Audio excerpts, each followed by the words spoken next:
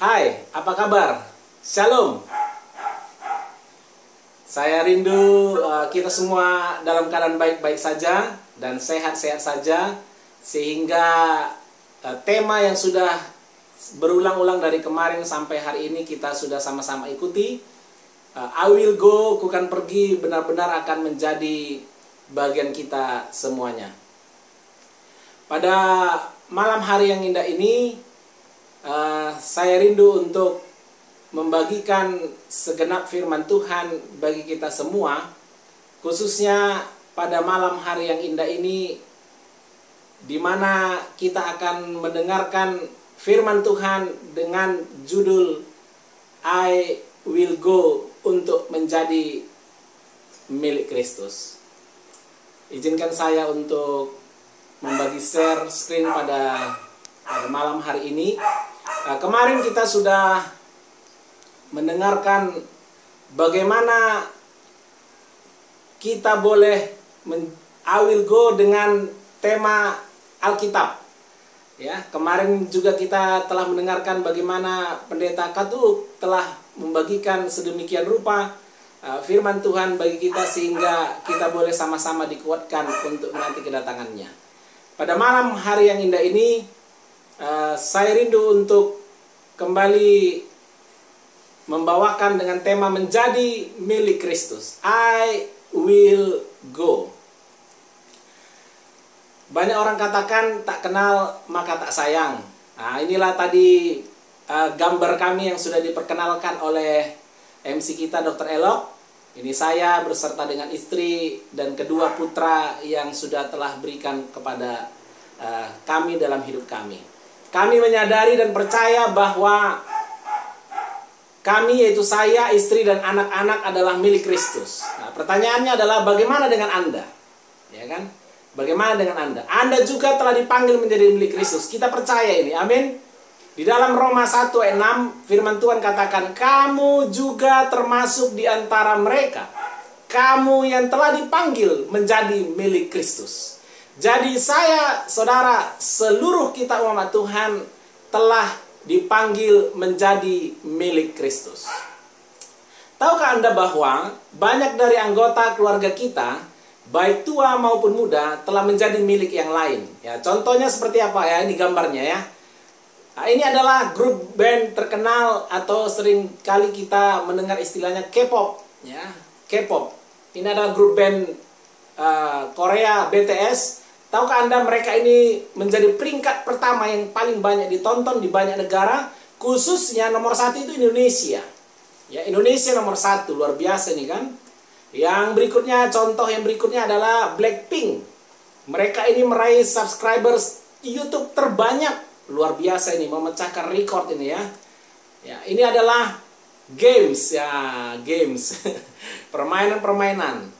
Ya, alasan kenapa game online populer, ya, itu adalah bentuk hiburan di mana orang-orang bermain game ini untuk menghabiskan waktu, mengalahkan kebosanan, sebagai pelarian dari tantangan hidup, untuk menetapkan memenuhi tonggak sejarah baru, dan intinya hiburan ya.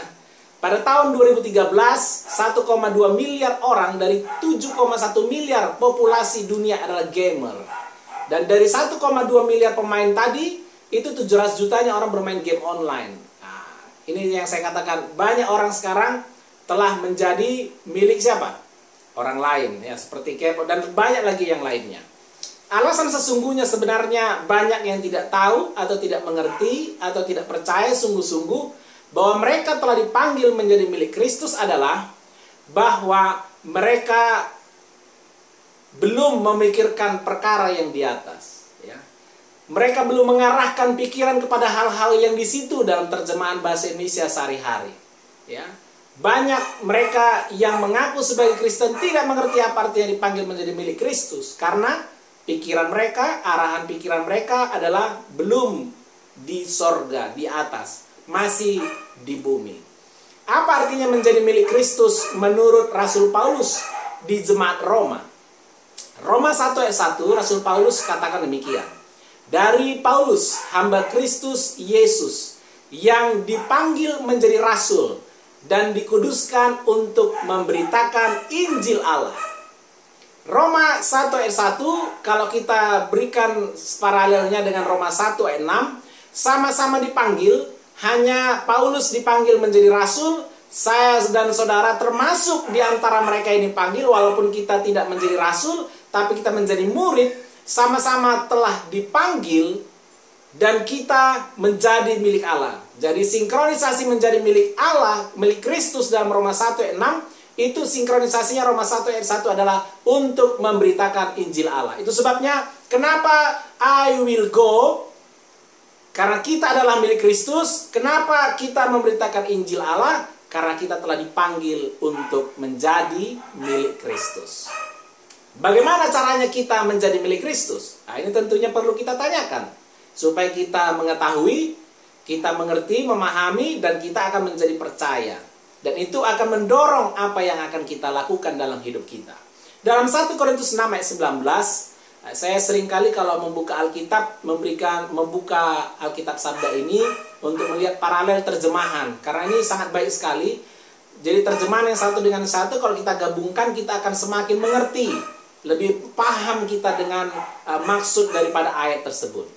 Atau tidak tahukah kamu bahwa tubuhmu adalah bait Roh Kudus yang diam di dalam kamu, Roh Kudus yang kamu peroleh dari Allah, dan bahwa kamu bukan milik kamu sendiri. Saya suka juga baca dari terjemahan lain, yaitu BIS, bahasa Indonesia sehari-hari. Kalian harus tahu bahwa tubuhmu adalah tempat tinggal Roh Allah. Roh itu tinggal di dalam kalian, dan Allah sendirilah yang memberikan Roh itu kepadamu. Diri saudara bukan kepunyaanmu, itu kepunyaan Allah. Jadi bagaimana kita menjadi milik Kristus? Bagaimana caranya? Sehingga kita akan memahami bahwa kita ini bukan lagi milik kita, kita ini milik Allah, bukan milik kita sendiri lagi. Ya. Sebab kamu telah dibeli dan harganya telah lunas dibayar. Kita telah dibeli, caranya adalah telah dibeli, dan harganya sudah lunas apa? Dibayar. Nah, terjemahan BIS dikatakan dibayar dengan apa? Lunas. Lunas. Ya. Wahyu 1 ayat 5. Dan dari Yesus Kristus, saksi yang setia, yang pertama bangkit dari antara orang mati, dan yang berkuasa atas raja-raja bumi ini, bagi Dia yang mengasihi kita, dan yang telah melepaskan kita dari dosa kita oleh darahnya. Jadi kita telah dibeli dengan harga yang lunas, dengan darah Yesus. Luar biasa. Wahyu 5 ayat 9 katakan, dan mereka menyanyikan suatu nyanyian baru, katanya. Ini adalah nyanyian orang-orang yang selamat, yang masuk dalam kerajaan surga. Mereka menyanyikan demikian. Engkau layak, mereka katakan kepada Yesus, menerima gulungan kitab itu dan membuka meterai-meterainya, karena engkau telah disembelih, dan dengan darahmu engkau telah membeli mereka. Kita telah dibeli dengan darah Yesus. Mahal, lunas bahkan. Nah, sesudah kita mengetahui dan mengerti, bahkan mempercayai bahwa kita adalah orang-orang yang telah dipanggil menjadi milik Kristus dengan cara dibeli, lunas dibayar dengan darah Yesus, dengan kematian Yesus, apa yang akan menjadi jawaban kita ketika kita dipanggil? Ya kan? Kita akan jawab, I will go. Kukan pergi. Kukan pergi. Mengapa kukan pergi? Mengapa I will go? Yang menjadi jawaban atau tanggapan kita, ya kan? Apa? Karena ada yang mengaku bahwa mereka ini milik Kristus, tapi ternyata Yesus tidak mengakui mereka. Nah, Matius 7 ayat 21 sampai 23, Yesus katakan demikian. Bukan setiap orang yang berseru kepadaku Tuhan, Tuhan, akan masuk ke dalam kerajaan surga, melainkan dia yang melakukan kehendak Bapakku yang di surga. Pada hari terakhir, banyak orang akan berseru kepadaku, Tuhan, Tuhan, bukankah kami bernubuat demi namamu, dan mengusir setan demi namamu, dan mengadakan banyak mukjizat demi namamu juga? Pada waktu itulah aku akan berterus terang kepada mereka dan berkata, aku tidak pernah mengenal kamu. Enyahlah daripadaku kamu sekalian pembuat kejahatan. Tentunya saya dan saudara yang percaya bahwa kita adalah milik Kristus, kita tidak mau digambarkan seperti orang-orang dalam Matius 7 ayat 23. Yesus katakan, aku tidak pernah mengenal kamu. Karena mereka yang telah dipanggil menjadi milik Kristus adalah orang-orang yang dikenal oleh Tuhan. Dan orang-orang yang dikenal oleh Tuhan adalah benar-benar orang-orang yang akan diselamatkan. Ya, yang akan diselamatkan. Itu sebabnya tentunya kita perlu bertanya. Supaya kita tidak menjadi orang-orang yang mengaku menjadi milik Kristus, tapi ternyata tidak. Kita rindu menjadi orang yang mengaku milik Kristus, dan Kristus juga mengakui kita adalah miliknya. Tentunya sinkronisasi ini akan menjadi bentuk keselamatan pada saat Yesus datang kali yang kedua. Hal-hal apa saja yang bisa saya dan saudara lakukan untuk kemuliaan Tuhan yang adalah kehendak Bapa? Ini tentunya harus kita tanyakan. Hal-hal apa saja? Ya, toh? Yang pertama adalah talenta, kesanggupan, bakat. Ya, Alkitab katakan talenta. Ada sebuah perumpamaan Yesus katakan di dalam Markus. Dalam kitab Markus pasal 13. Ya, ayat 34. Dan halnya sama seperti seorang yang berpergian, yang meninggalkan rumahnya dan menyerahkan tanggung jawab kepada hamba-hambanya, masing-masing dengan tugasnya. Kenapa saya dan saudara yang menjadi milik Kristus akan katakan I will go, bukan pergi? Karena kita tahu bahwa kita punya tanggung jawab, masing-masing dengan tugasnya, masing-masing sesuai dengan talentanya. Ya, masing-masing dengan talentanya digunakan untuk kemuliaan Tuhan, untuk melakukan kehendak Bapa. Sehingga kita yang mengaku menjadi milik Kristus, orang Kristen, juga Yesus Tuhan kita akan katakan, aku mengenal engkau. Luar biasa. Yang kedua adalah waktu. Waktu. Hosea 10 ayat 12. Menaburlah bagimu sesuai dengan keadilan, menuailah menurut kasih setia, bukalah bagimu tanah baru, sebab sudah waktunya untuk mencari Tuhan, sampai Ia datang dan menghujani kamu dengan keadilan. Waktu harus kita gunakan adalah untuk mencari Tuhan. Bagaimana kehidupan kita? Sudahkah kita mencari Tuhan? Apakah waktu kita gunakan untuk mencari Tuhan? Ketika kita bersekolah, sesudah itu apakah kita mencari Tuhan? Ketika kita bekerja, sesudah itu apakah kita mencari Tuhan? Tahukah Anda bahwa kita harus mencari Tuhan selagi Ia masih bisa dicari? Karena akan ada tiba waktunya kita mencari, tapi tidak akan menemukan. Itu sebabnya gunakan waktu kita dengan baik-baik. Pakai, atur waktu sedemikian rupa. Apapun kegiatan pada saat itu, kalau itu adalah waktu yang sudah kita tentukan untuk mencari Tuhan, melalui doa kita, melalui membaca firman Tuhan, merenungkannya, gunakanlah waktu itu dengan baik-baik. Yohanes 4 ayat 35. Sesudah kita mencari Tuhan, tentunya tidak hanya berhenti di sana. Bukankah kamu mengatakan 4 bulan lagi tibalah musim menuai? Tetapi aku berkata kepadamu, lihatlah sekelilingmu, dan pandanglah ladang-ladang yang sudah menguning dan matang untuk dituai. Tuhan katakan bahwa lihat sekelilingmu. Gunakan waktu untuk apa ini? Untuk menginjil. Untuk menginjil kepada jiwa-jiwa yang Yesus katakan sudah menguning, sudah matang untuk dituai. Gunakan waktu untuk menginjil.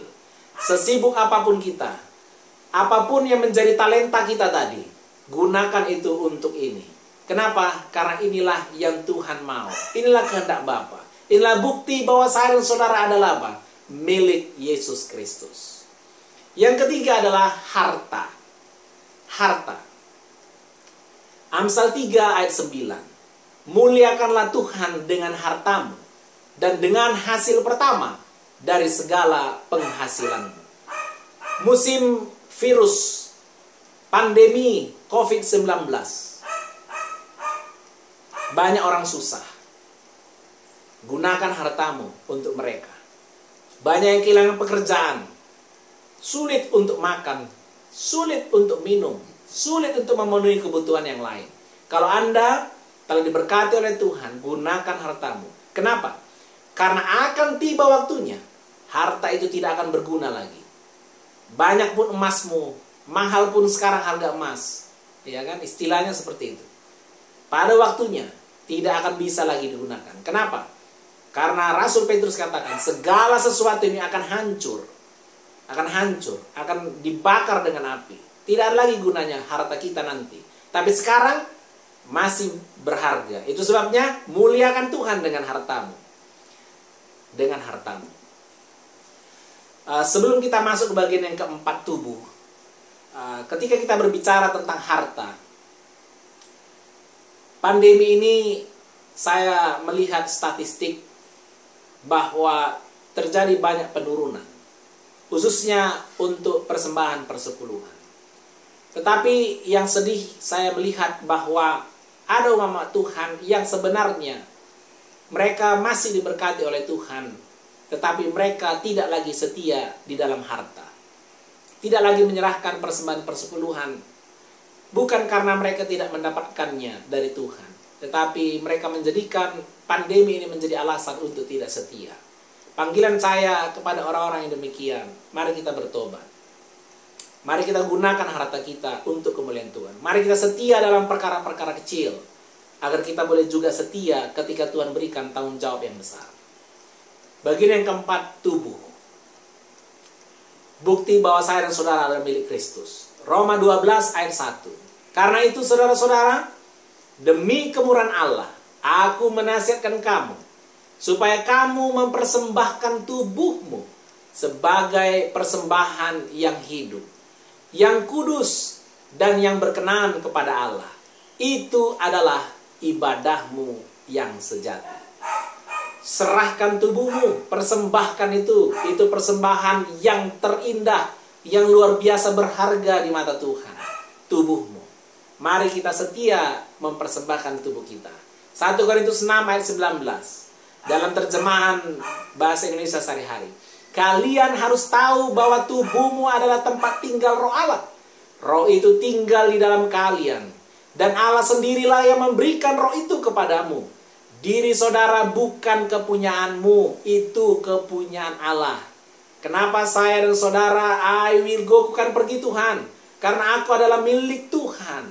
Itu adalah milik Tuhan. 1 Korintus 6 ayat 20. Harganya sudah dibayar dengan tunai, terjemahan lama. Sebab itu, muliakanlah Allah dengan apa? Dengan tubuhmu.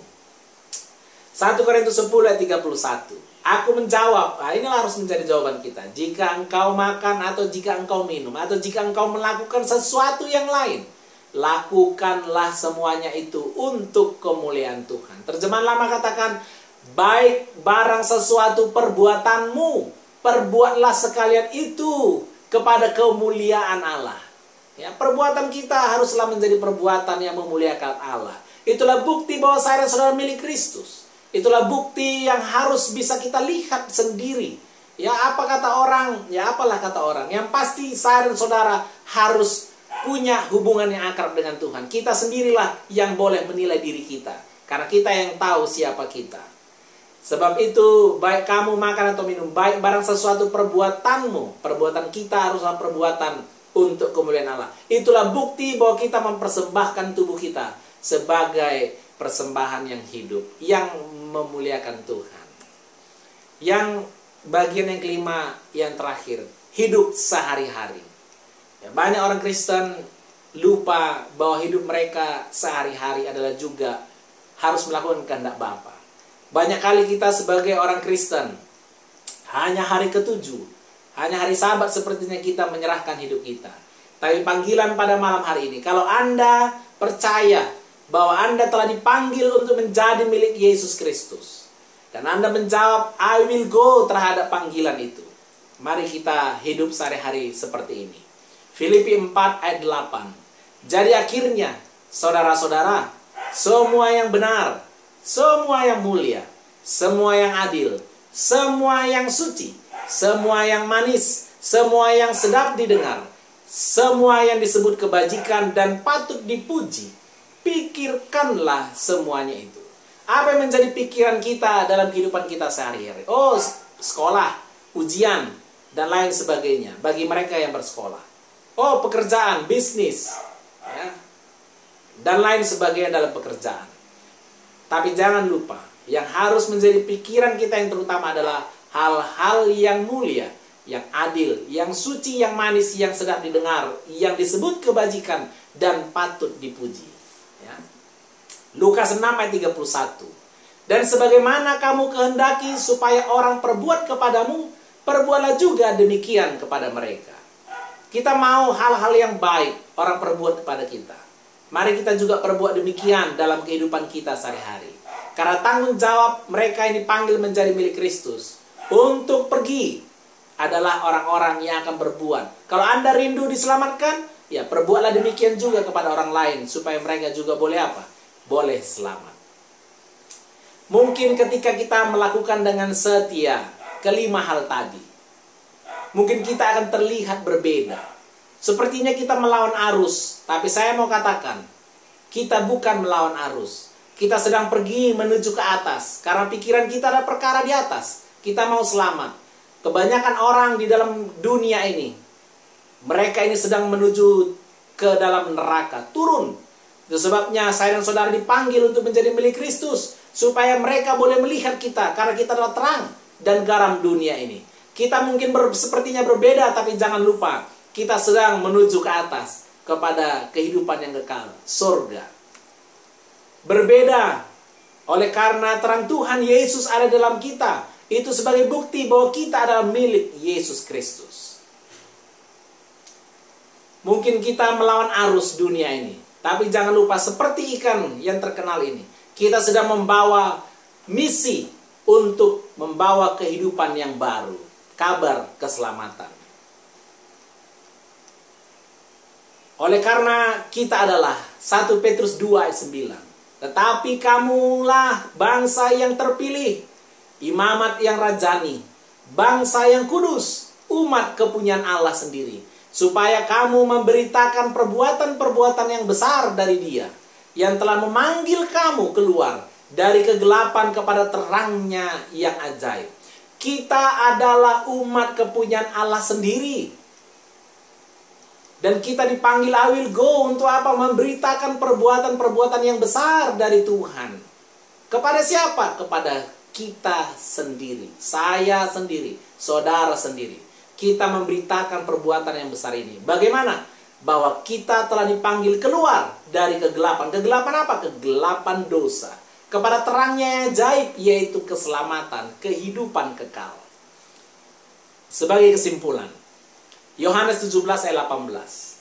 Sama seperti engkau telah mengutus aku ke dalam dunia, demikian pula aku telah mengutus mereka ke dalam dunia.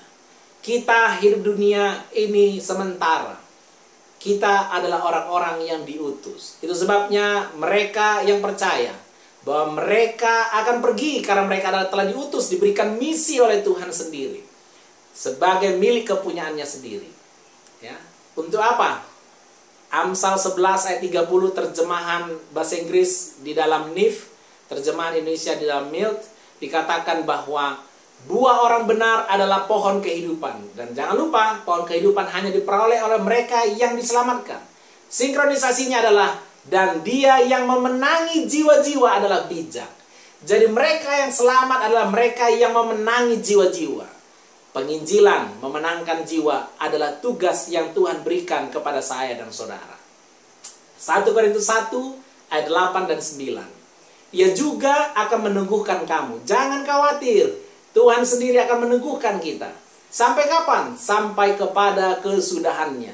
Sehingga kamu tak bercacat pada hari Tuhan kita Yesus Kristus, yaitu kedatangan kali yang kedua. Allah yang memanggil kamu, saya dan saudara dipanggil kepada persekutuan dengan anaknya Yesus Kristus. Tuhan kita adalah setia. Tuhan adalah setia. Ada sebuah cerita sebagai cerita penutup pada malam hari ini. Horatio G. Spafford. Siapa yang tahu orang ini? Dia adalah seorang pengacara. Dia juga adalah seorang yang sangat sukses dan kaya, memiliki bisnis real estate dan lain sebagainya. Dia memiliki seorang istri yang cantik dan baik.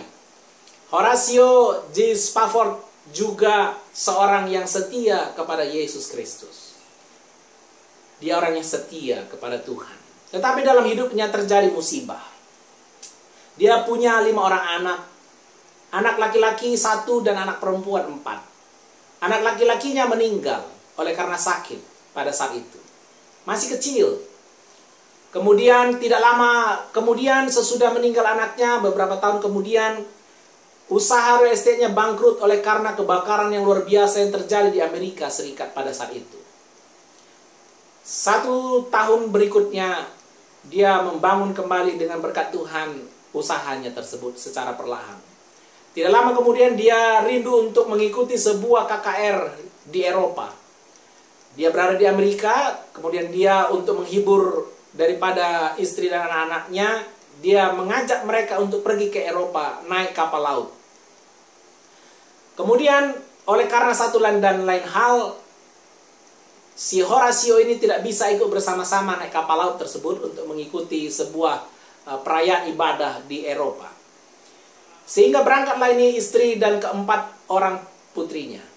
Tetapi terjadi masalah di perjalanan mereka menuju Eropa, bahwa kapal yang ditumpangi oleh istri dan anak-anaknya ini tenggelam. Dan yang selamat hanyalah istrinya. Keempat putrinya ini meninggal. Kemudian sesudah istrinya ini diselamatkan dan sampai di sebuah tempat, Horatio ini kemudian datang dari Amerika menuju Eropa tempat istrinya berada. Di tengah perjalanan, Horatio ini diberi tahu oleh kapten kapal yang dia tumpangi bahwa disitulah tempat kapal yang ditumpangi oleh istri dan anak-anaknya ini tenggelam. Sementara dia melihat tempat itu, kesedihan yang dalam melanda dirinya. Tetapi Horatio ini, seorang yang setia kepada Tuhan ini, dia merenungkan kehidupannya. Ketika dia merenungkan kehidupannya, dia menggubah sebuah lagu. Di lagu Sion Kita nomor 455. Pada saat damai perjalananku. Dikatakan oleh Horatio bahwa pada saat damai perjalananku atau saat duka sendu, apapun nasibku, aku berseru, baiklah, baiklah bagiku. Meskipun si jahat menggoda aku, percayaku tetap teguh karena Yesus akan datang membantu. Darahnya tertumpah bagiku. Segala dosaku ditanggung Yesus di kayu salibnya. Oleh kuasanya sekarang ku ditebus, pujilah Tuhan, hai jiwaku. Kemudian ada sebuah ayat yang terakhir, ayat keempat, sebuah harapan bagi Horatio. Oh Tuhan, lekaslah datang di awan dengan kemuliaanmu. Nafiri berbunyi, datanglah Tuhan, itu pun baiklah bagiku. Bagi saya dan saudara yang dipanggil menjadi milik Yesus Kristus, yang akan selalu menjawab panggilan Yesus dengan I will go, ku kan pergi. Mungkin kehidupan kita, ketika kita mengikut Tuhan, tidak selalu enak dan mulus. Mungkin kita mengalami pengalaman seperti Horatio, naik dan turun, senang, tapi ada juga susah. Suka, tetapi juga ada duka. Sepertinya hidup kita terang kemudian tenggelam menjadi gelap. Tetapi sama seperti Horatio, kita perlu menjawab, itu pun baiklah bagiku. Kenapa? Karena ada satu pengharapan bagi mereka yang percaya bahwa mereka telah dipanggil menjadi milik Yesus, yaitu keselamatan, kehidupan yang kekal dari Tuhan. Itu sebabnya kenapa kita harus selamat, karena kita adalah milik Yesus. I will go. Di dalam sebuah kutipan sejarah para nabi, halaman 203-204, oleh mempertahankan dengan setia kejujuran sebagai orang Kristen, mereka akan memberikan suatu pengaruh yang kuat di dalam pekerjaan pembaruan. Orang-orang yang seperti itu diperlukan sekarang ini. Tuhan mempunyai suatu pekerjaan bagi masing-masing mereka. Tidak pernah manusia memperoleh hasil yang lebih besar bagi Allah dan manusia daripada yang dapat diperoleh pada zaman kita ini. Oleh siapa? Oleh mereka yang setia kepada tugas yang telah dipercayakan Allah kepada mereka. Bapak Ibu saudara yang saya kasihi dalam Tuhan Yesus, jikalau Anda percaya bahwa Anda akan menjawab Yesus, ku kan pergi untuk menjadi milik Yesus, setialah kepada tugas yang telah dipercayakan oleh Allah kepada saya dan saudara. Mari kita setia, ada 5 hal tadi. Kita boleh setia kepada 5 hal ini sebagai bukti bahwa kita adalah milik Kristus. Menjadi milik Kristus, I will go. Saya bawa di dalam nama Yesus Tuhan kita. Amin. Saya mengundang, mari kita sama-sama untuk berdoa. Bapa yang di surga, terima kasih. Kami boleh dikuatkan bahwa kami adalah milik Yesus Kristus. Sehingga kami akan menjawab panggilan itu untuk ku kan pergi, I will go. Biarlah kiranya Tuhan, bagi kami yang mengetahui dan mempercayai ini, kami akan setia kepada tugas yang Tuhan sudah percayakan. Terpuji namamu Tuhan, mampukan kami semua dengan kuasa-Mu. Curahkan Roh Kudus-Mu Bapa, sehingga kami boleh melaksanakannya dengan setia. Sampai Tuhan datang, kami akan ditemukan, hai hambaku yang setiawan, mari masuk ke dalam kerajaan-Ku. Inilah sebuah pengharapan kami Tuhan dari sekarang sampai selama-lamanya. Terpuji namamu sekali lagi. Di dalam nama Yesus kami berdoa. Amin.